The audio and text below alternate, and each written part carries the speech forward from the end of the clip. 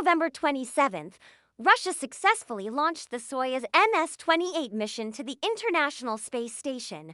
But while the crew made it safely to orbit, a major disaster was unfolding back on the launch pad. A drone flying over the site revealed a shocking scene.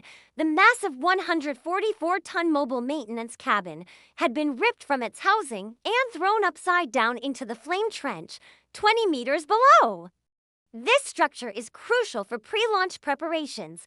The problem, this pad, Site 31/6, is the only one Russia can use to send crews and cargo to the ISS. Other pads are either at the wrong latitude, not certified for people, or have been turned into museums. This accident has effectively grounded Russia's access to the station. Repairs could take anywhere from a few months to 3 years, depending on the damage and if spare parts are truly available.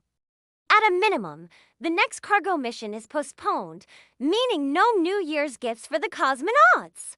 This single accident could have long-lasting effects on the future of the International Space Station.